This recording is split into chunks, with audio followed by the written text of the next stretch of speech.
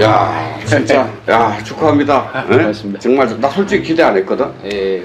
좀 그냥 뭐 시합한다고 하길래, 사실은 세계 챔피언전인지도 몰랐어, 난 진짜. 내가 알고 있는 사람이 바빠갖고, 예. 진짜 어쨌든 이런 좋은 결과 나와서, 이게, 이 불모지에서 이런 걸 만들어내는 사람이 대단한 사람이야. 아유, 난 진짜. 코로나만 아니었으면 좀 많이 이슈가 됐을 건데, 코로나 때문에 뭐 좀 그렇고, 한국에서는 뭐 또 선거 때문에 좀 그렇고. 그렇지, 예, 물론 그런데 아무튼 이게 나는 얘기는 나중에 들었고, 그래가지고, 야, 김상범이라는 내가 아는 우리 같이 사는 부명에 같이 있는 이 친구가 이렇게 진짜 대단한 일을 했구나. 난 진짜 깜짝 놀랐다니까, 농담이 아니고. 그러니까 나는 뭐 복싱을 좋아하는 사람이지만 전문가도 아니고. 근데 어쨌든 축하합니다. 잘 됐습니다. 예. 자, 그러면 이제 질문 들어가겠습니다. 예. 베트남에서 이렇게 들어오신 지, 한국에서 베트남 오신 지는 얼마나 되셨습니까? 내년 되면 22년 되는 것 같은데요. 아, 꽤 됐네요. 예, 내년 되면. 뭐 중간에 약간 뭐 한 2년 공백 기간이 있긴 한데. 네네네. 22년. 네, 그렇구나. 난 그렇게 오래되신 줄은 몰랐고, 오시게 된 동기는 어떻게 된 겁니까?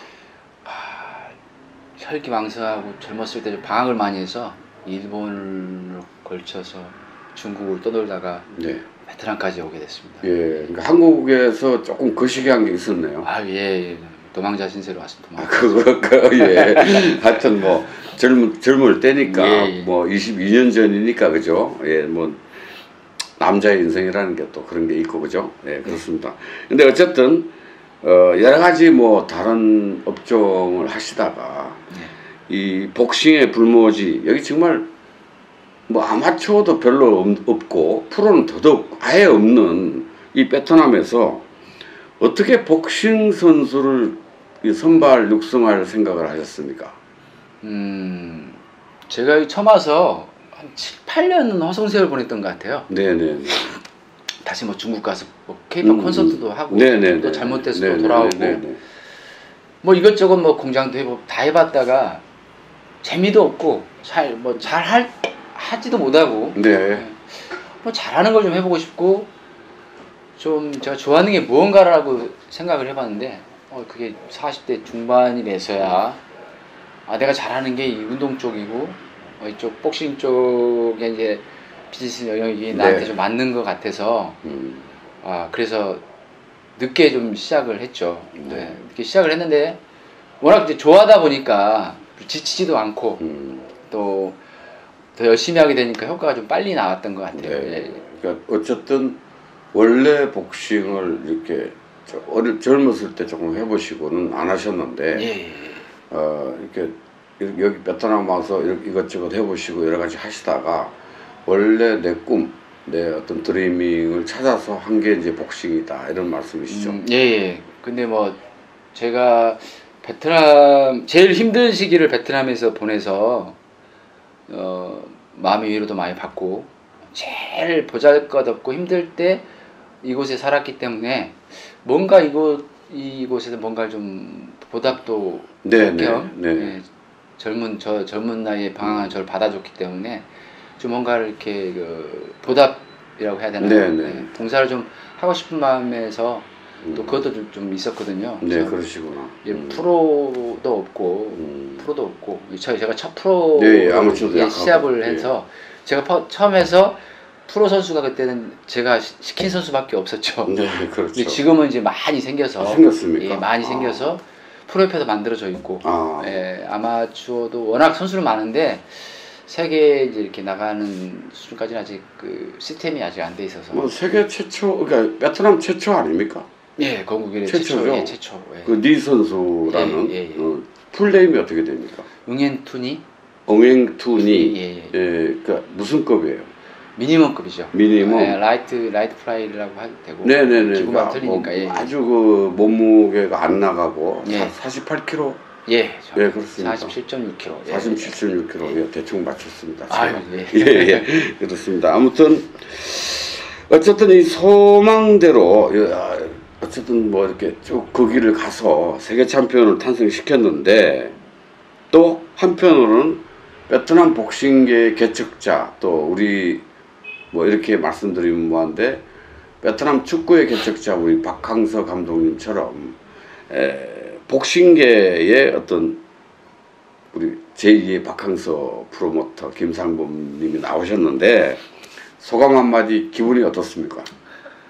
아 일단은 뭐 박항서 감독은 전문가이시고 아니요, 그러니까 전문가가 만드는 거고 저는 이제 비전문가라고 봐야죠. 그러니까 더 대단한 예, 거죠. 비전문가 입장에서 좀 많이 공부도 많이 하고 뒤늦게 예, 그래서 그만큼 더 많이 좀 알려고 많이 했던 것 같고 일단은 너무 베트남 사람들이 좋아해서 일단 기쁘고 예, 너무 만족하고 이게 코로나만 아니었으면 온 국민 앞에서 이 시합을 좀 보여주고 싶었는데 그렇죠. 예, 그게 안 돼서 좀 섭섭하긴 한데 다음에 방어전하면 되니까 너무 기분이 좋고 예, 첫 번째 제 그 목표이기 때문에 네네. 첫 단계 발표고 그 다음 단계 이제 순서가 있어서 그래도 이제 이렇게 어떤 성과를 만들고 네 선수로 세계 챔피언 만들고 입국하자마자 네. 방송국 소위 말하는 베트남 방송국에서 우리 그 김상범 프로모터를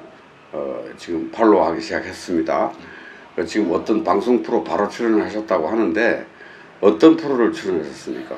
뭐 그 전에는 방송국에서 사실 찾아왔거든요. 네네네. 찾아와서 여기서 인터뷰를 하고 여기서 훈련하는 걸 찍어 방송은 예. 되게 많이 나갔어요.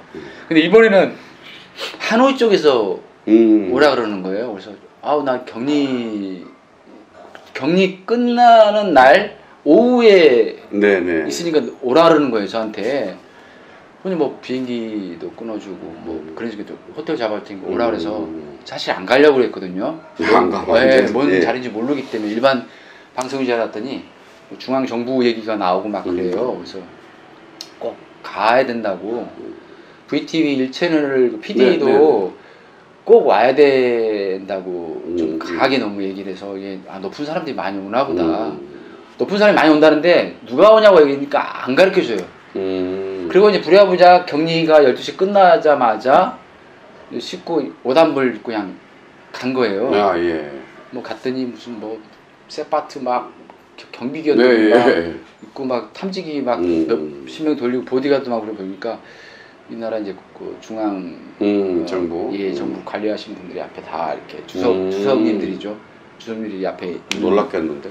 예, 많이 쫄았습니다. 많이 쫄았고 그게 이제 그 프로가 저는 이제 뭐 2021년을 빛낸 뭐 이런 상을 주는 곳이라 그래서 여러 사람이 상을 받겠지 맞는 것 같다고 생각하고 있었는데 저희가 제일 먼저 저희를 무대에 세우길래 우리가 먼저인가 보다 했는데 대회 시합하는 영상을 막 틀고 그래서 무대를 이제 올라가서 인터뷰도 하고 노래를 해주냐고 물어보더라고요.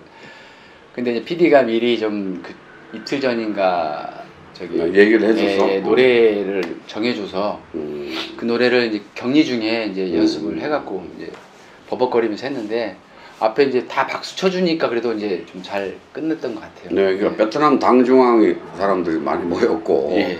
또 왜냐면은 그 자기네들은 프로복싱에 대한 세계를 잘 모르는데 세계 챔피언을 만들어서 베트남을 이런 사람이 있다고 하니까 나름 자기네들은 신기했겠어요. 예. 그죠? 그래서 이게 도대체 무슨 프로냐라고 보니까 그 돌아가신 이제 호치민 주석. 네네네네. 여기서는 국부죠. 예. 호치민 주석을 기리는 그 프로그램인데 중앙 정부에서 VTV에다가 이제 해서 만드는 1년에 한 번씩 하는 건데 2020 매년을 빛낸 사람들이나 축구로 따지면 뭐 푸스카스상 같은 그런 건가? 예. 근데 이게 이제 제목이 호치민 욕망의 여정.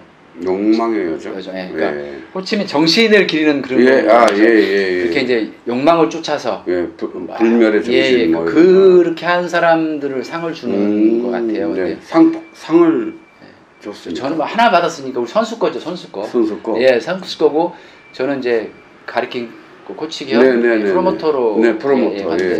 뭐 한국 사람으로서 최초 그 무대에 섰고 또 뭐 좀 하여튼간 뭐 되게 겁도 나고 영광스러웠습니다 그날은. 상금은 있었습니까?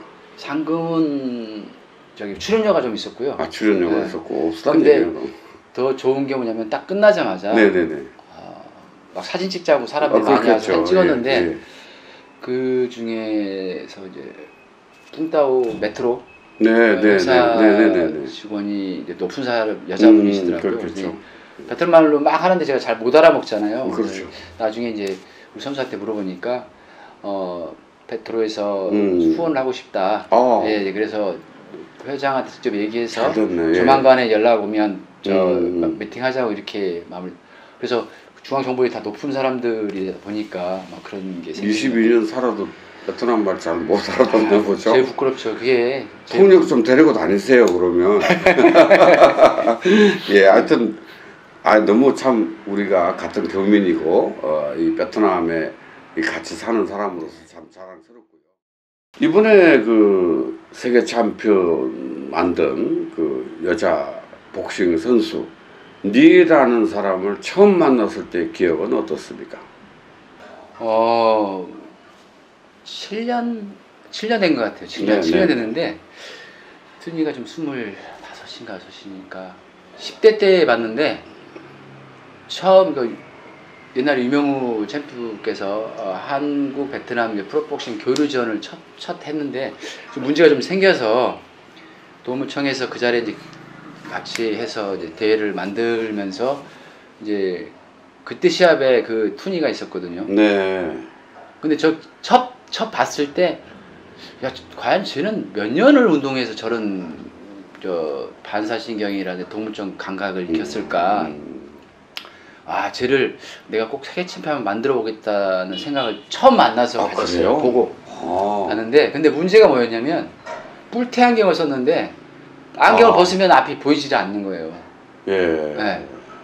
그래서, 그러고 나서 그게 좋은 거 아닙니까? 눈에 뵈는 게 없는 게 좋은 거 아닙니까?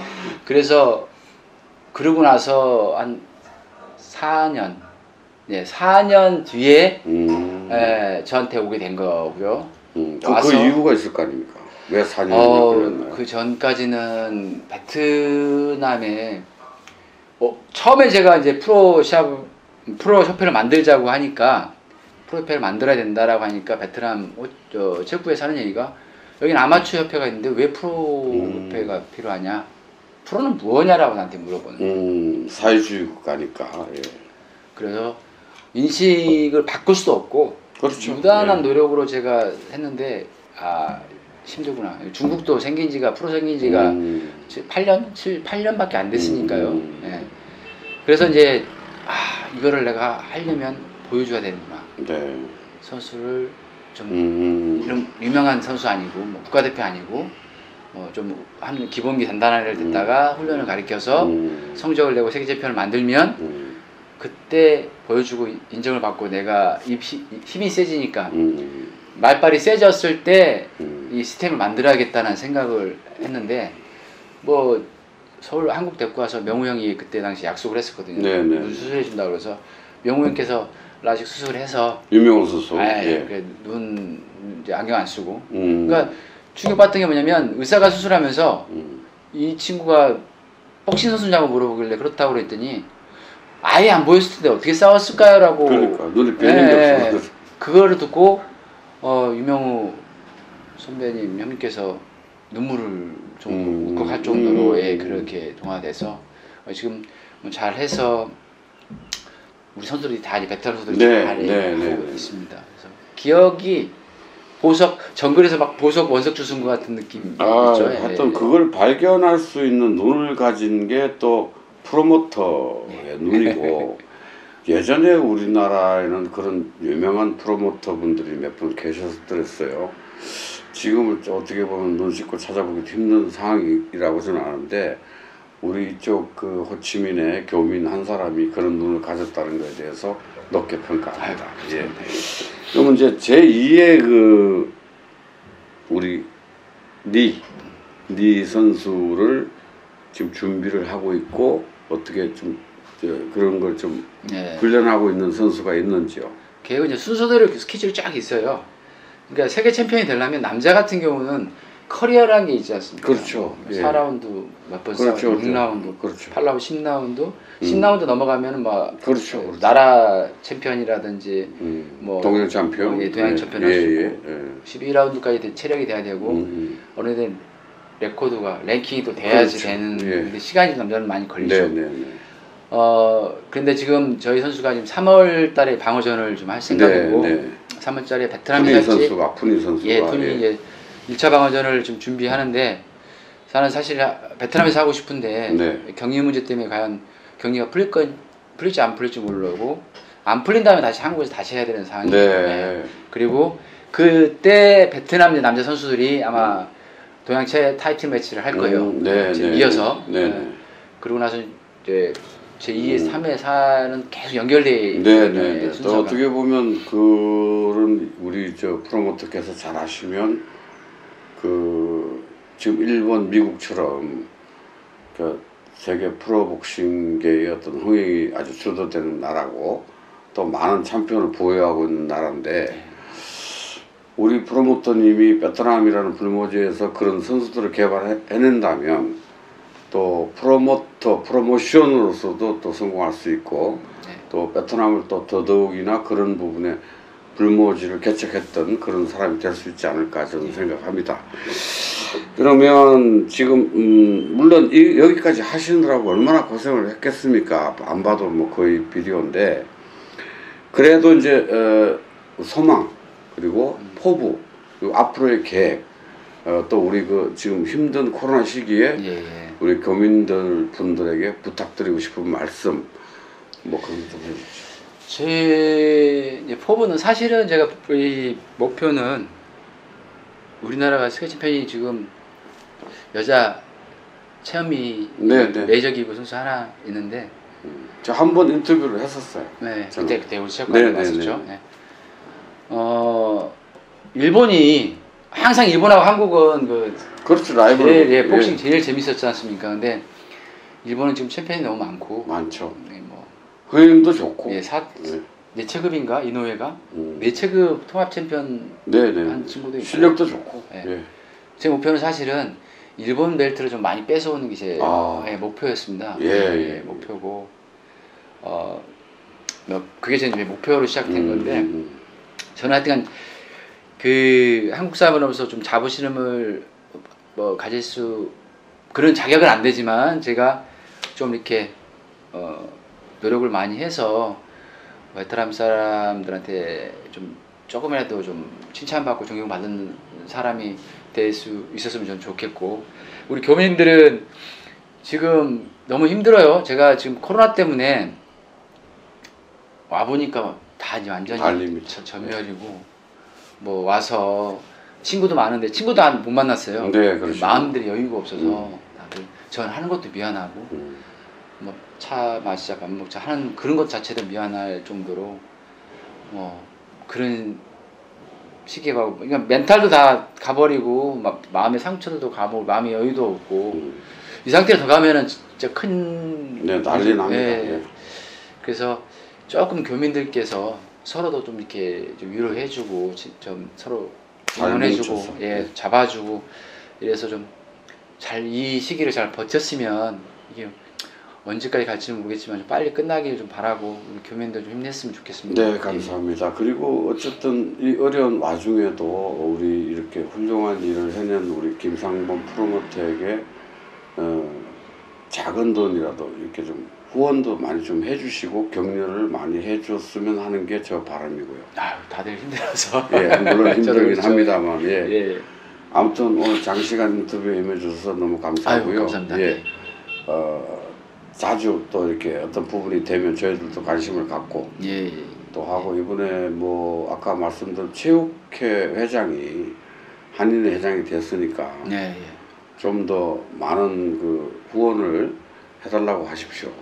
제가 지금 뵙고 축하 인사도 좀 해드려야 되는데 인사도 모두 전화로만 축하드린다고 했거든요. 진짜 축하드립니다. 네, 알겠습니다. 감사합니다. 자, 장시간 감사합니다. 감사합니다.